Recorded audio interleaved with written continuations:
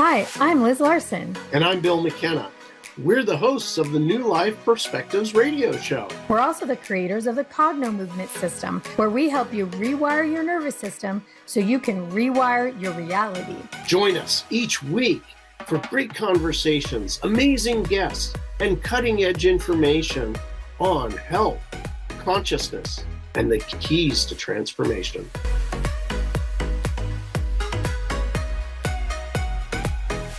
Hey everybody, welcome to the show. I'm Liz Larson and I'm here with my friend Bill McKenna. Hey Bill McKenna. Hi there. You know, Bill, it's so interesting because lately all I hear is about anxiety. And it's not just in, my practice and your practice and with our practitioners and the people we work with around the world.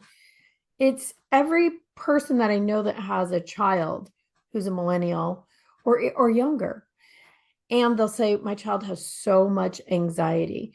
Teenagers, children, people in their 30s are talking openly about this anxious, overwhelming feeling and that it's constant and debilitating as well. Are you hearing that too?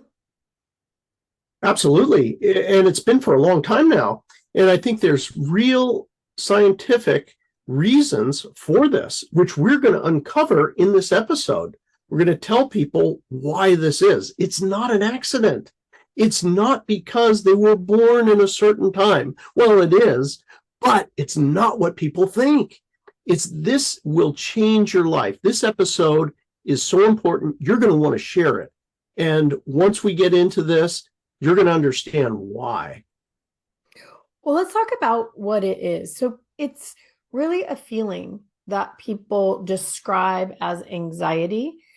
And there are aspects of things like overwhelm, fear, even panic attacks are part of it. But I think most people describe this unsettled feeling in their body. And then the unsettled feeling in the body creates unsettled feelings in the thoughts. So it's like dread is happening all the time, but there's not necessarily a reason for it. So most people that I talk to will say, well, what are you anxious about? Because for you and I growing up, if you were anxious, it was about something coming up. You were nervous about something, a tryout, a relationship, a job, whatever. But the answer now is less of about something. And they'll say, I don't know. I just feel anxious. So the body will shake. They'll be cycling thoughts.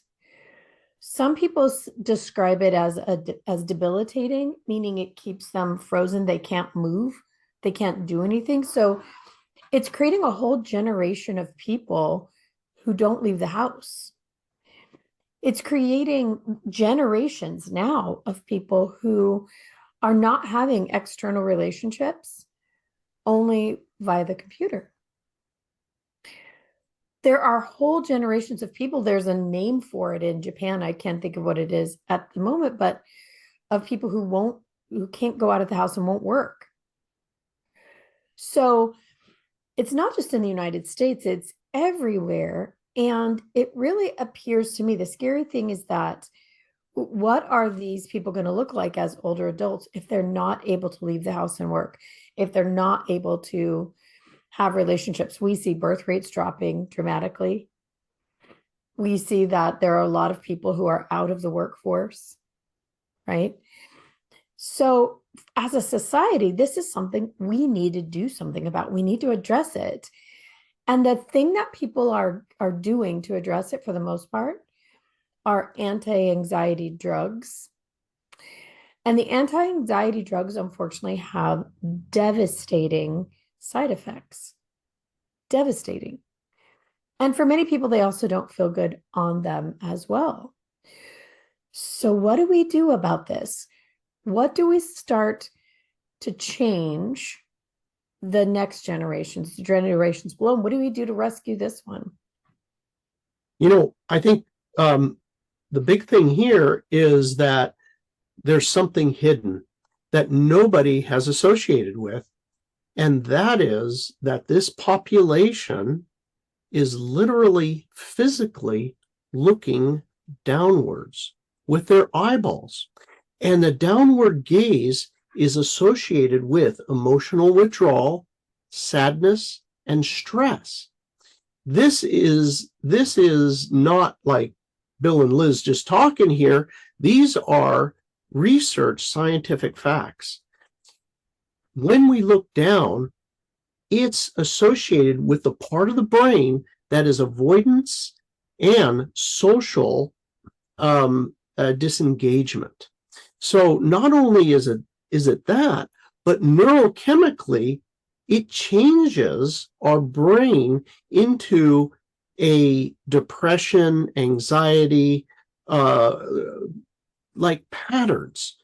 Now, these downward movements of your eyes are caused by the simple looking down at your phone. And we're all doing it for a lot of hours a day.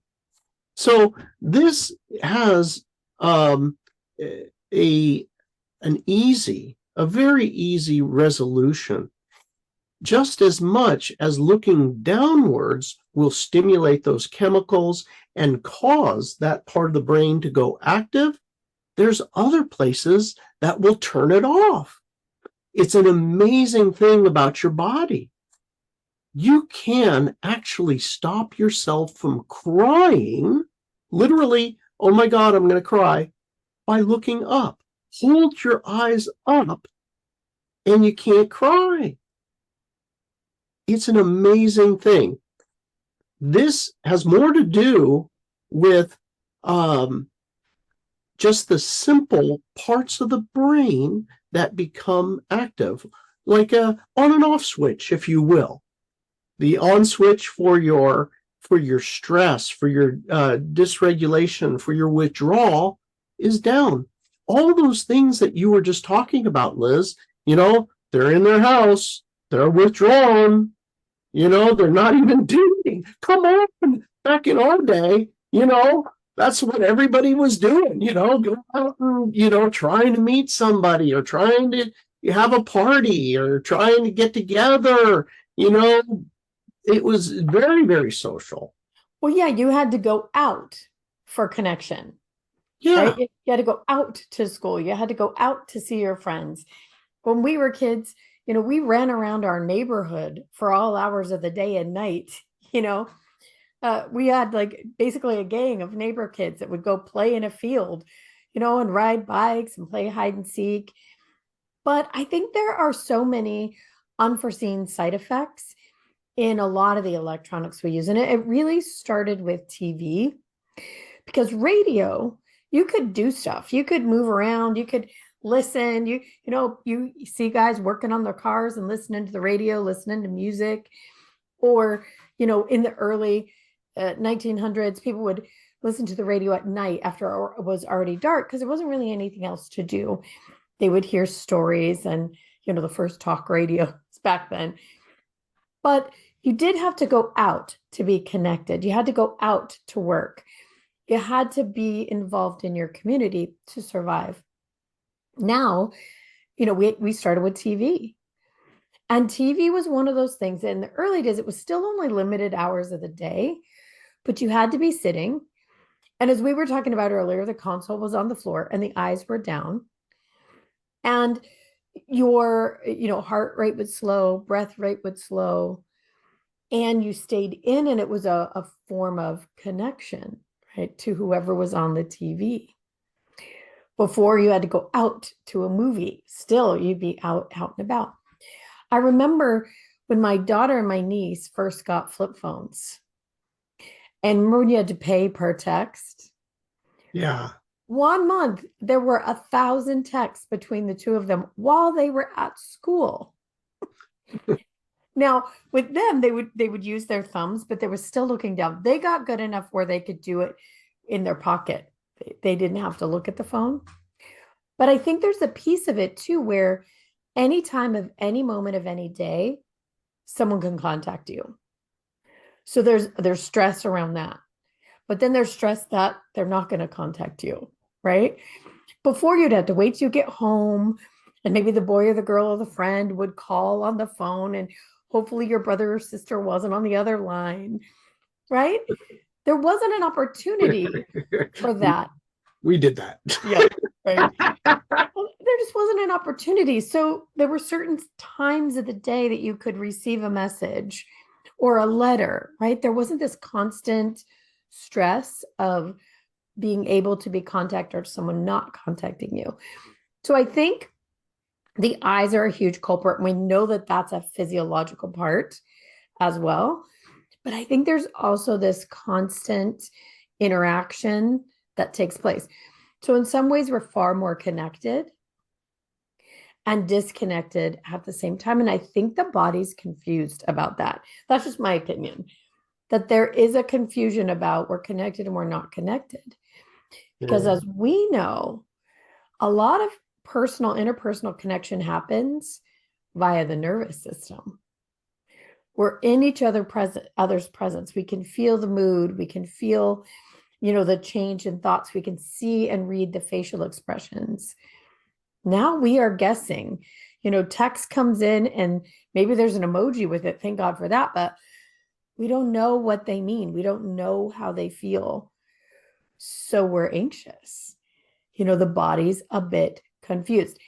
And I keep saying the body because I think this is a huge misconception that it's just the brain that's affected and that the brain is what is causing that feeling of anxiousness and overwhelm. And that's just one end of the story, right? The whole rest of the system is playing a part. And now, because of our electronics, because of the way we communicate, I think it's short circuiting, for lack of a better word. Yeah. You're, I think we were talking about this right beforehand. Your physiology dictating your psychology. So all these ways that we are not using our body or utilizing our body, creating all those connections and those sensations in our body. I think it's really important. I didn't really understand it, but you'd think you were just thinking these thoughts. But actually, when you pay close attention, there's a feeling that actually is simultaneous with it. A lot of times, the feeling actually even comes first. And then I think a thought equal to that feeling. Yeah, I mean, it is really true. And it's not just a singular feeling. Sometimes it is. Sometimes it's like I feel it in my gut or my throat. But a lot of times it's the whole body tenses or has a feeling of being pulled down. People talk about being depressed. And when you get down to it, the feeling of depression feels like a weight on the body for some people. Or it can even feel like full body, low grade pain. So let's take our first break. And when we come back, we'll talk about this a little bit more about how the whole system is involved and how we may be misinterpreting what anxiety or anxiousness is in the first place. So let's hear from our good sponsors, and we will be right back. UK Health Radio, the station that makes you feel good.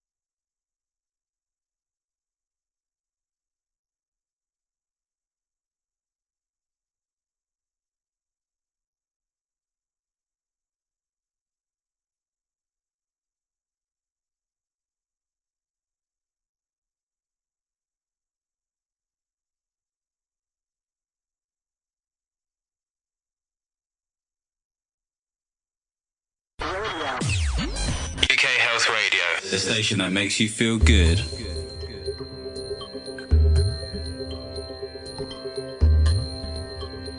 And we're back. We're talking about this epidemic, really, pandemic, if you will, of anxiety and overwhelm for people. And we were just talking about, you said your psychology is your physiology, and how true that really is, and how the feeling of anxiety or even depression or overwhelm, it's a whole body experience, right? It is. And you know, one of the things about the work, the cognitive movement work, is that we utilize the physiology to change the psychology. And it's so darn simple, I guess, in its roots, that if you change something as simple as where you look with your eyeballs, that's your physiology, you'll actually change your psychology. Like we talked about in the last part of this episode, which was simply look up. If you're sad, raise your eyeballs up, look at the ceiling, not your head, just your eyeballs. And if you hold it for just a couple of minutes, you're going to notice it start to subside. You know, I utilize this at funerals. And when I don't want to cry, you're there, or, there's some other emotional event, and you're just like, oh boy, don't want to do that. Look up. But there's so much more than that. And there's the entire breadth of our vision, and wherever we look has different functions. Why? Because everywhere we look is a different part of our brain. We utilize our physiology, our eyes, to change the part of the brain that's active. And we can exercise it. This is actually so interesting because it's the one area of our brain we can move, our eyeballs. I know, it's like, what? No, the eyeballs are not the brain. Well, actually, neurologically, they're one with the brain. And so that's the movable part that you can start to exercise. Yeah. So I'm going to read a post that we got in our cognitive movement members community. It says, and it shows this actual point that your physiology is your psychology. So this person says, I wanted to learn cognitive movement to help my clients and caregivers find peace and connection with themselves. Interesting, right? Peace and connection with themselves. While learning cognitive movement, I found peace within my body and my mind. I'm in perimenopause, and I've been in pain with my body. All of it is gone. What? Question mark. This is a side effect of this beautiful work. My focus on finding the sensation and integrating the feelings and finding different feelings within my body without even awareness. Thank you. So Isn't that interesting? So they were looking to find peace, which you would say is a mental thing. We would relate peace to our minds. And what she found is not only peace for herself and her clients, but her body came out of pain. So this is that point that the body and the mind are one thing. We say body-mind connection as though they're separate things that we have to connect. And they literally are part of one system. It's like you were saying, the eyes and the brain are one system, but the brain and the nervous system are one system. And the nervous system is the delivery system for all the parts of the body. It sends the electrical, chemical, and hormonal signals to tell the body what to do. Send information here, send nutrients there, clean up this, take care of that, right? So this person that wrote in, it's obvious that when you change your body, you change your mind. And oftentimes when your mind is changed, when you have a complete paradigm shift about who you are inherently, meaning you are not your pain, you are not your trauma, you are not, your fear, you are not your anxiety, then your body goes along with it. People have these amazing health transformations when their mind is changed. And I think we see with the advent of so much anxiety, you see a lot of now drug abuse and alcohol abuse as well. And a whole lot of it is prescription drugs as well that create illness in the body. So we've got this compounding effect of being numbed down by the phone, by the TV, by the internet, and then numbed down by drugs as well on top of it. And so we have people that are tremendously diminished. They're not their full power. They're not their full force. They're not their full consciousness, which I think diminishes our society as well.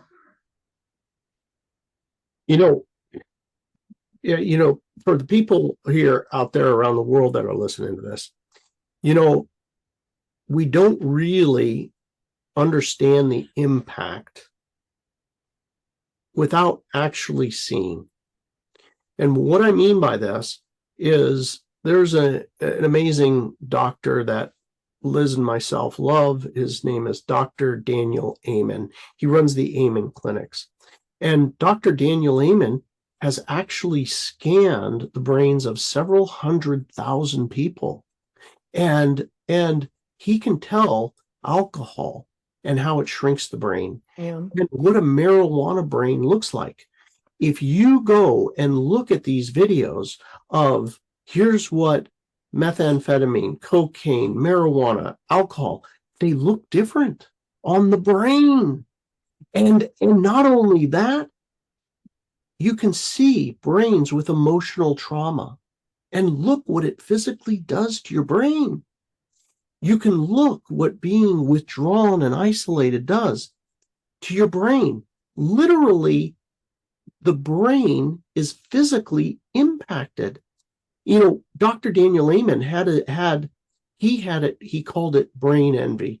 His mother, I don't know how old she is, 80s, 90s, something like that. And he scanned her brain. Now, his mother is vibrant, much like my mother, who Liz has helped so much.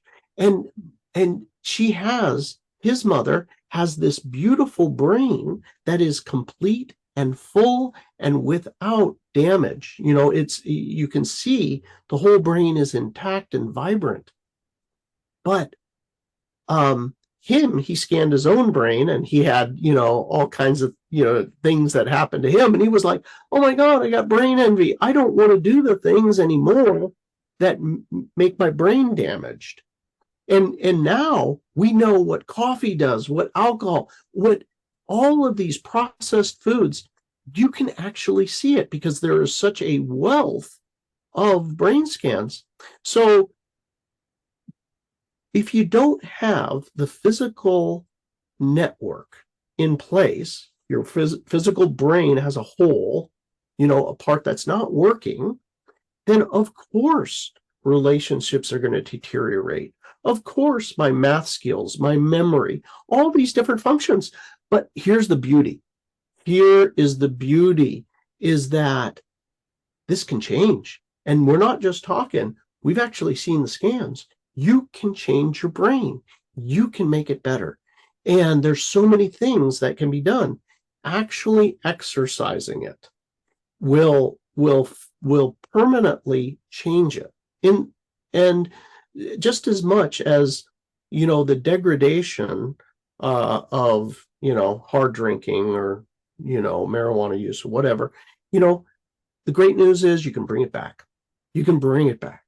And there are so many things. One of the fastest ways that we know is the cognitive movement system and using eye movement to bring back the brain in concert with physical movement. But I want to go back to something you said, that all of these things damage the brain. And we know it for sure because we know that children who are deprived of light, deprived of touch, deprived of communication, children who've been terribly abused have what they think is irreversible brain damage. We know now that probably there's a way to reverse it. But a lot of those kids would end up very, very deficient in much of their life because their brain did not have the proper stimulation. We know that babies must be held, must be touched to thrive. Otherwise, they don't. So this is how our system learns, is through communication with other people. Our bodies learn from the neural networks of the people around us. We're currently doing an experiment around this with mothers and children and finding that there's a one-to-one correlation. How the mother feels and thinks about herself and her child directly affects the child's physiology and the way they act in the way their life works. So if we think about our technology, back to that, think about that part, that piece of the physical connection that has been severed. We only see each other on screen, and these generations that have stopped communicating vocally, they just communicate via text, or there is no touch, and some of them have become very, very touch averse because they're separated through screens. And then you've got nervous systems that don't get the input that they need because, first of all, our newest generations are built on tablets. They have tablets and phones, keeps kids busy, but then their little bodies aren't moving. The parents aren't talking. They're not backtracking like we do. When you're talking to a little kid and they say, "Hi, mama," you'll backtrack it. "Hi, mama." If they say dog, you say dog, right? If they say, "I want a popsicle," you say, "I want a popsicle." We naturally backtrack. Children on phones and tablets get none of that because their tablets do not backtrack them. So we find speech being delayed, or even speech that isn't like ours. Their cadence is different. Their understandings are different. Their words are different. It is changing them at the core, at the neurological level. And so I think the more that we're aware of how our bodies actually work and how they need touch, how they need interaction, how they need neurological connection, and how they need movement and eye movement in different ways, we can start to change this. I think we can have what we could probably call electronical hygiene and understand that we can improve and make superhumans with super brains if we know how to have them move, interact, move their eyes, exercise even. Yeah, this is really important. There's in these sports activities, a lot of things happen where you cross your body, your center line. And the crossing of the center line, we know, moves information from left brain to right brain. And not only that, but where you cross and where your eyes are when you do cross will affect different parts of the brain. So these activities of playing sports for kids of all ages has so many benefits to their actual mental well-being for their whole lives. Back when I was a kid, people thought, my gosh, the little kid, and one day they got up and they started walking and they didn't crawl. They were so smart. They just got up and started walking. Well, today we know, no. This is an important part of their development. When they crawl, their spinal cord goes through a portion of its development along with the brain to get information to go left brain, right brain. And there's certain things that happen in the spinal cord which set them up to be emotionally regulated for the rest of their life. Kids that didn't do this have significant things around emotional regulation, or they didn't go through the appropriate steps. Yeah. But the great news is, again, is that all of this is just as simple as pie to repair and to bring back. No matter what age you are, you might not have had it, like, oh my gosh, I didn't crawl, no big deal. We can just go to work, do exercises, bring you back.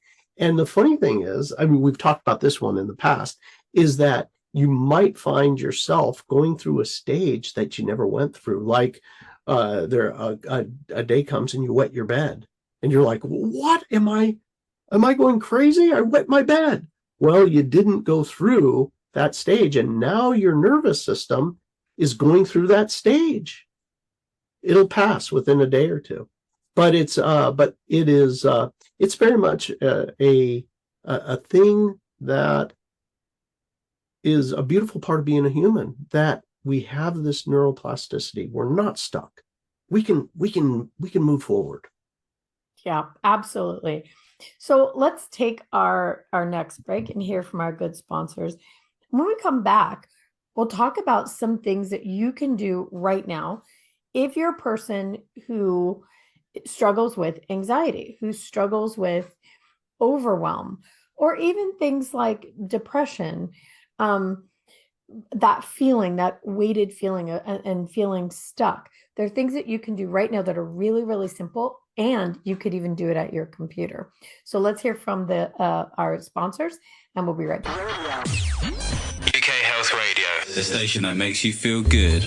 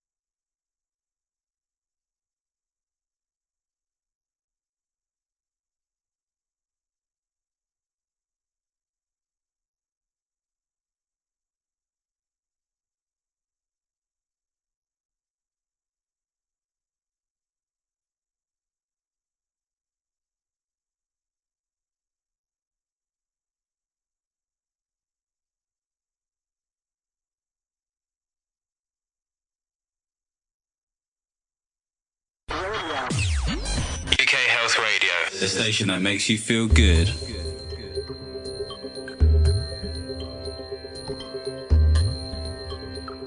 All right, we're back. We are talking about all the things that are creating really a pandemic, worldwide pandemic of people feeling anxious and overwhelmed. And we promised that we would share some things that a person could do. So we'll talk about what you can do immediately and why. The first thing I would say is get up from your computer. Get up from your phone, put it down, get outdoors and go for a walk. Now, this might seem simple, but there's an extra piece added to this. Go for a walk, leave your phone at home. I know people probably just had anxiety for me suggesting this. And as you walk, let your eyes drift upward. Like you're going to gently look at the trees. So most people, when they walk these days, put their eyes down because they're afraid to fall. But you want to spend as much time with your eyes up. And in the Northern Hemisphere right now, it is spring. There are beautiful things to see. Look at what the roof lines of the houses look like in your neighborhood. See what people have for flags flying. Get curious about what is above your sight line, just slightly above your sight line. You will be shocked at what this simple thing does. It's a movement, combination of movement. Walking, let your arms swing. You've got a cross-body movement. Beautiful for the brain. It shifts information to the left and to the right.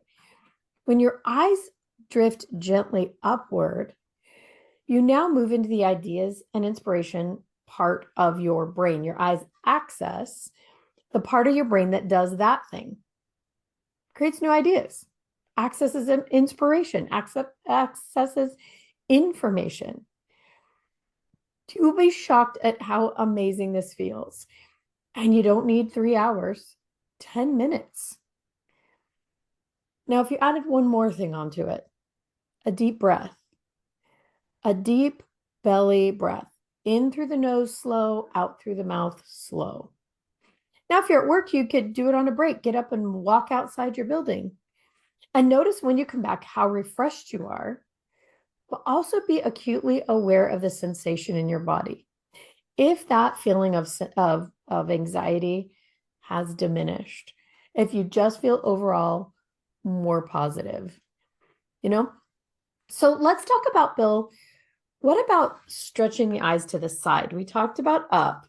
What about to the sides? What can people do? So moving your eyes literally over to the left side or over to the right. This is an amazing thing if you can't leave. Let's say you live in a cold climate, you really can't go outside, but just simply look up and down from the floor to the ceiling on the left side. As you look over to the left side, it stimulates the right brain, the creative part of our brain. And do the same thing over on the left side, which the left side stimulates right brain. That's the creative. And the left right side. I'm dyslexic, and I now when I move my eyes, different parts of my brain I'm using, and then I'm like, it's like one of the things we notice when we do a cognitive movement session is people can't communicate on one side when they have their eyes to one side. You just witnessed me doing that. So anyway, but you get the idea. Down from floor to ceiling on both sides. Now, there is something else that is super cool, and it's free. You go to Google and you Google labyrinthlocator.org. It's a free website. There's somewhere between 8,000 and 9,000 labyrinths around the globe. You could put in your zip code or, your city or state, and it'll show you the ones that are, 5 miles from your house or 10 miles from your house. You can actually find them right in the area. And there's overwhelmingly free everywhere. Now, the labyrinth is a piece of technology. People have thought for a long time that it's kind of a woo-woo thing or something, but really, it's a brain exercise. With a real labyrinth, you go to the path and you walk on the path. You can't get lost. It's a path. It's not a maze. It's a path. And it will force you to turn to the left. And then it'll force you to make a U-turn to the right. You walk a little farther, and then it forces a turn to the opposite direction. Now, the big thing about this is that when you make this U-turn, it'll actually forces you into the opposite lobe of the brain. And when you do this, you'll get new thoughts. The reason people thought it was so amazing, and there's so many of them out there, is because people get answers when they walk a labyrinth. The reason they get an answer that's different than the normal answer that they would get is because they're utilizing a different part of their brain. They're jumping in between. Maybe they're mostly logical or mostly artistic and creative, but it forces them for a short period of time into the opposite lobe of the brain so that they can get a different perspective. A little bit of logic, a little bit of creative, and new answers emerge. If you can't change your mind, move your body. That's the essence of it. And with the labyrinth, it'll help you to do that. Or, what Liz is just saying, there was a president of a large hospital, and he would only have meetings with people if they would walk with him. And that's exactly what he did, because he knew, if I got you sitting in a chair in front of me, you're not going to be able to change your mind. But he would go up and down the halls, and he'd turn this way and turn that way. And with people, he had these super productive meetings. So I thought it was, God, that guy was just, so kind of basic smart, Yeah, it's really smart. And, there's some other things that you can do that are really simple. So if you're in an office setting and you have a chair that spins, you can spin that chair to the left, spin that chair to the right, spin that chair to the left and right, let your eyes go upward, and you are guaranteed to find some different ideas. You're guaranteed to shift how your body feels. This is one of the things that kids used to do on playgrounds, is spin, and you'll see little kids spin, spin, spin. And on those days, they're learning. They'll spin to the left, they'll spin to the right, and you've got brain development. So as adults, we can actually use that to change how we're feeling too. We have a past episode. You can look for it on UK Health Radio or also the Cogno Movement channel on YouTube, that is called, Is Your Dominant Eye Dominating Your Life? And so this is what we're talking about. When you are stuck in a singular perspective, usually just one of your eyes, your dominant eye, is taking in that information. That eye is connected to one very particular part of your brain through eye position, and you cannot get out of your own way, your own thinking. You have these cycling thoughts, you'll have anxiety, depression, all kinds of things. So simply knowing how to utilize both eyeballs and each one individually, knowing which is your dominant and how to switch to your non-dominant to get new ideas. Bill was talking about moving your eyes all the way left and all the way right. One of the things that people have no idea about is that you need to stretch your eyes all the way to the left. I mean, actually stretch them where the eyes are like, dang, that hurts a little bit. And all the way to the right, which will access parts of your brain that you're not normally using. Most of us have this really small window, 6 to 8 inches, where we move our eyes left and right, up and down. And that will give you a very locked in perspective. This moving the eyes, or even moving it in a huge oval all the way to the ceiling, all the way left, all the way down, all the way right, will open up parts of your brain that you just have not been using. And what if one of those areas holds your genius? What if one of those areas holds your ability to access joy instantly? Spoiler alert, it does. It's called the love direction. What if one of those positions has the ability to access the answer that you have been looking for your whole life? Spoiler alert, it does. But if you're not using those by positions. If you don't know that technology, you're missing out on really a big part of who you are and a big part of what is available to you inside, your humanness, the physical body that you carry around.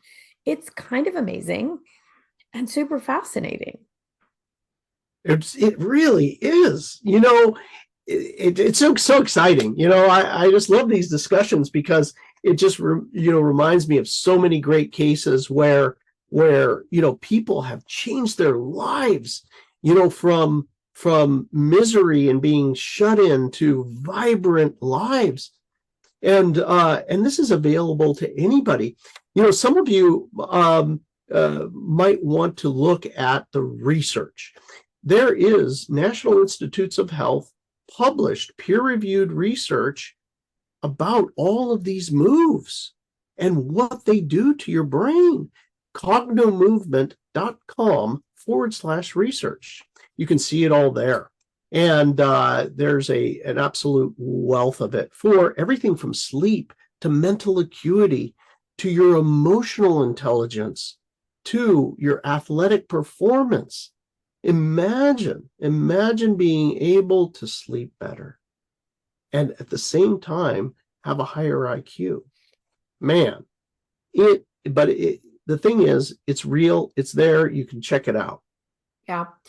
I think the other thing for people to know for sure is there's literally a whole drugstore inside your own body. We mentioned prescription drugs, and a lot of times that is the answer that is given for a lot of these problems. But, as we know from the commercials we see on TV, they all have side effects. So if you knew that you had a whole pharmacopoeia inside your own brain and body and knew how to use it, would you? So some of the things that we've been discussing, eye movement, breath work, physical movement, are the keys to turning on those amazing feelings in your body. Did you know that if you were to simply let your eyes light up when the people you love walk in the room, just literally let your eyes light up, stop what you're doing, look at them, let your eyes light up and feel how much you love for them, how much you love them and care about them, and what joy they bring you, that it turns on oxytocin, it turns on norepinephrine in the brain. You get there's I'm trying to think of the big one that you get: dopamine, serotonin. Just that singular thing could set a body up to be not only joyful but calmer for the rest of the day and be able to sleep better. Now imagine that you allowed yourself to do that at work. Hey buddy, how you doing? Great to see you. Hey, there's my beautiful daughter. Hey, there's my friend, right? Lifted your eyes for that moment and really let yourself appreciate the people in your life. If you did it 3 times a day, you get that hit of all of those great neurochemicals that make your body feel happy and calm, joyful, relaxed. These are all things that I think if we all knew just a little bit more of, that we could change the world very, very rapidly if we knew how to use them. It's so true. There was a study done of the most popular people in high school. And what Liz was saying is that they actually did this. These popular people would go down the halls and they truly appreciated the people around them. There was a little something that they liked about all these people. And this ended up going through their entire lives. And the interesting thing is that it's a reflective universe, that these popular people were popular because they liked other people. They saw the good in somebody else and they connected. So hence their quality of life so much better. And they also made other people feel good. Yep. Yeah. They're absolutely seen as popular because people want to see them coming. They want to be acknowledged by them. It's 100% true. We have an upcoming book coming out called 50 Little Things, and there's a chapter about that exact thing in the book. My dad was one of those people who knew how to light up the room by acknowledging the people in it, one at a time, one little special comment, a twinkle in his eye. He made them feel seen in a way that most people are never seen. And that's all he did. He just had a way of interacting with people. And he was a very happy human. He was a very happy, calm, peaceful human. Anyway, all right, you guys, we have run out of time for this episode, but consider all of the things that we talked about today and how you're feeling right now, and use some of the things that we shared with you to change your life if that's what you're wanting to do. If you want more, reach out to us at cognomovement.com/essentials. Get our basic program that will teach you how to do a lot of these things and create real change for yourself and for your family. All right, Bill McKenna, thanks for being here with us today. Thank you. All right, everybody out there in UK Health Radio land, until next time, be safe and be well. Thanks for being here with us on the New Life Perspective radio show. For more information or to find out more about the work that Bill and I do, please visit us at cognomovement.com or email us at info@cognomovement.com. See you again soon.